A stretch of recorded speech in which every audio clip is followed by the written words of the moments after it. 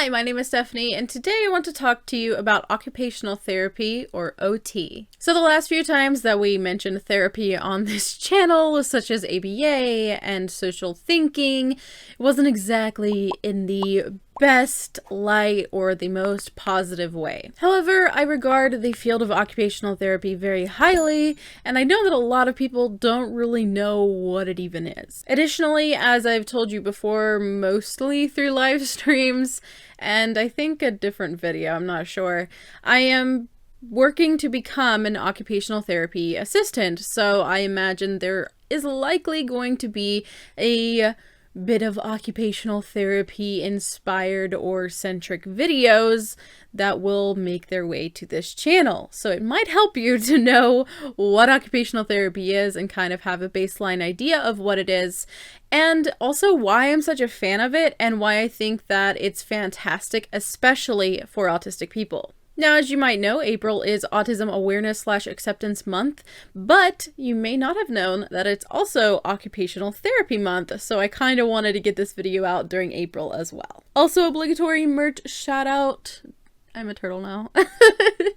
This Just Keep Stimming design is available in my merch shop in various forms or whatnot. So if you would like that design or to check out some others, feel free to do so. That stuff is linked in my description box and may also be underneath the video if you're watching on YouTube. So let's get into what occupational therapy is. According to the American Occupational Therapy Association, or as I'm probably going to be referring to it as AOTA, the practice of occupational therapy means the therapeutic use of occupations, including everyday life activities with individuals, groups, populations, or organizations to support participation, performance, and function in roles and situations in home, school, workplace, community, and other settings.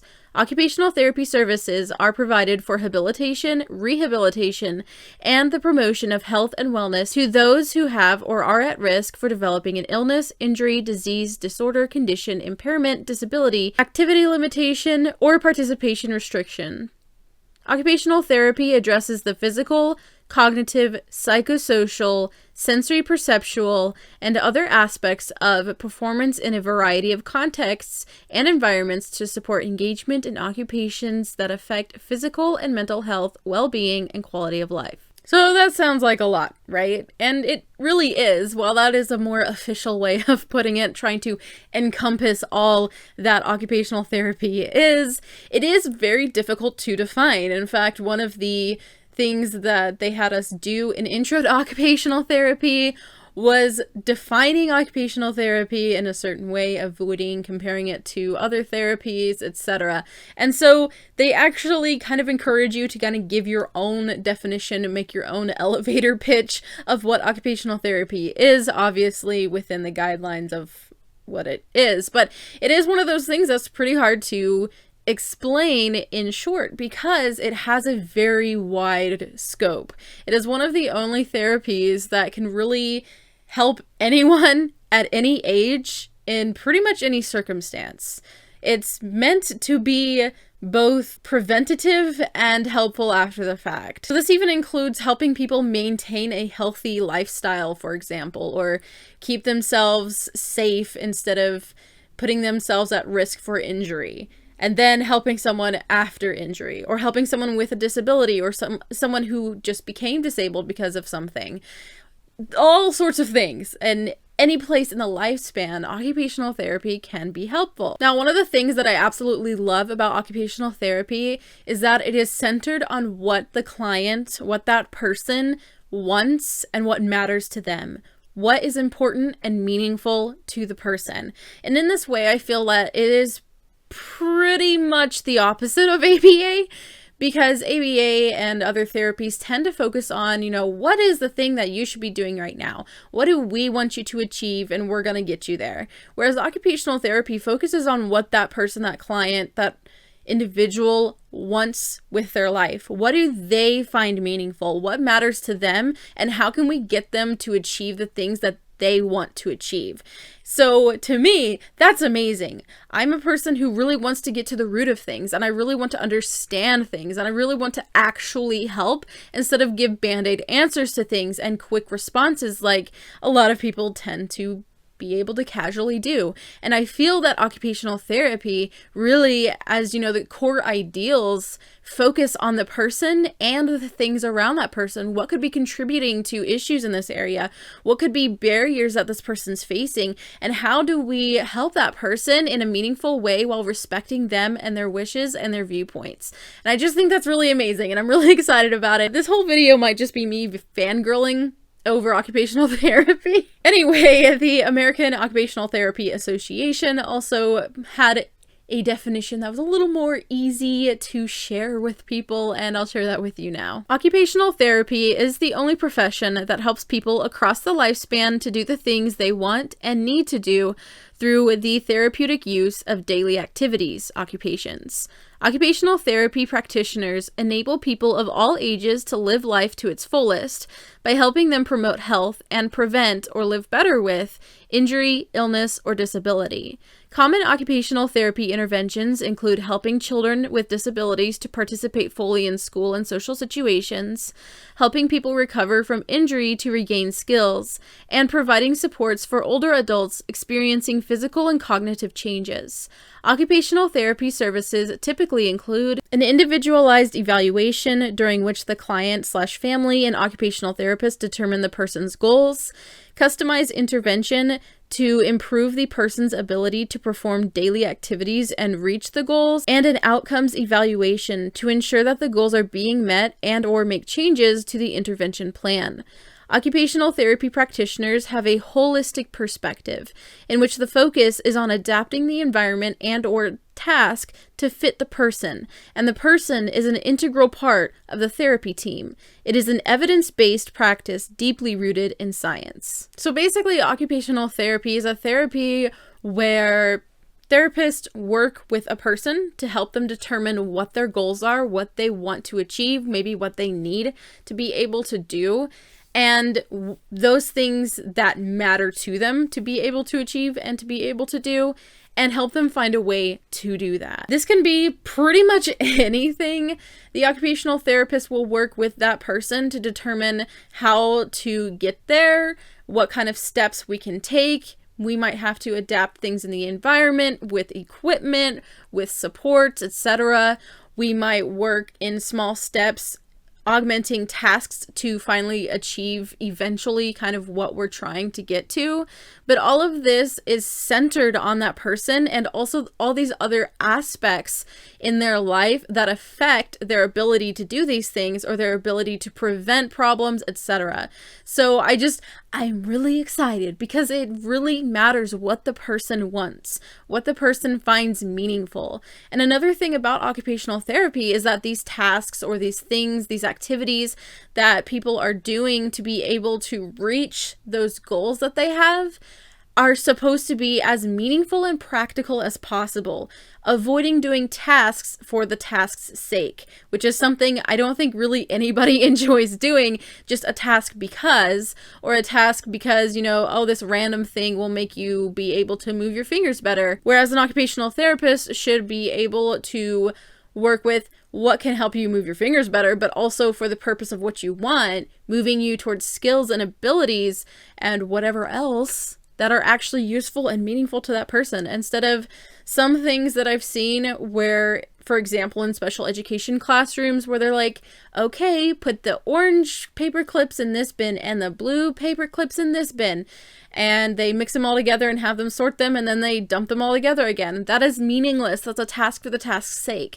And so with occupational therapy, it's more about like, let's move toward a goal. Why are we doing this task? Yes, for the skills behind it, but is this fun? Is this engaging in play? Is this engaging in the activity that you desire to be able to do? Or whether that's learning or relearning it, like, to me, that's just really amazing, and I'm really excited about it. And I think that it really functions well with the way that autistic people work, because we don't really like to do things without purpose. We don't like being forced into things that we don't care about, and occupational therapy is supposed to be looking at what that person cares about. Now, as you've obviously noticed, I'm very hyped about OT, partially because of how much it can specifically help autistic people. I've talked to you guys before about things like sensory stimulation and food aversion and different types of senses that you might not be super familiar with normally, like interoception. These sorts of ideas and concepts that actually have a lot of effect in people's lives that people don't typically know a lot about. Occupational therapists do, and they know how to handle the body and the systems going on and these sensory aspects to be able to help someone regulate. They can develop things called sensory diets, which is not food-based, but it's about meeting sensory needs for someone so that they can be regulated instead of constantly fighting against being dysregulated, which obviously inhibits learning and inhibits just enjoying life. Occupational therapists work to help people deal with that and figure out how to meet those needs. A lot of autistic people have trouble with eating, whether that's chewing and swallowing or handling the different types of food. Occupational therapists are actually trained in how to help someone with the chewing and the swallowing and such like that. Unlike, say, ABA, where they've learned how to force someone to do what you want in compliance, which can often be dangerous because they don't have the proper training and understanding behind that. So to me, occupational therapy just fits the needs of autistic people so much better than any other therapy that I'm personally aware of. My apologies, my light decided I was talking too long and then I had to fix it and then it moved some stuff. So if stuff moved, I apologize. That's what happened. So basically all of that fangirling to say, occupational therapy is very, very helpful for a lot of people, and I think autistic people should really look into it and discuss with an occupational therapist what their goals are. Maybe you're not great at self-care, maybe you're not great at managing stuff in your life. What are these things that matter to you? Why do you want to do X, Y, and Z? And they'll help you and collaborate with you on how to get there. And yes, occupational therapy can help with social skills, if that's something that you want to work on. Just this coming semester, I'm going to be working on understanding the human body better. I've already taken prerequisites in human anatomy and physiology, but we're going to go into applied anatomy, discussing, if the nerve to this or whatever isn't working, what's going to happen to that person? What is affected? What function? What ability? What are they able and not able to do because of that? And how can we work around that and help that person? So being intimately aware of how the body works is very important for occupational therapy, because then we can help understand what might be going on underneath the surface in a person. Maybe some things that aren't super obvious, such as sensory things. A lot of people still can't wrap their head around the idea of sensory stuff being so important. But this is part of why occupational therapists are very familiar with the body and anatomy and physiology and these very important things, because they have to know what they're working with and what they're looking at. And this is why a lot of times occupational therapy will get compared to physical therapy because of the physical aspect. However, while physical therapy might focus on range of motion and occupational therapy would look at range of motion too, we're looking at it because you need that range of motion to do that thing that you wanted to do, and let's work on that so you're able to do that thing to be able to fulfill this other thing that you find important. So it's very much purpose-driven versus just ability-driven, if that makes sense.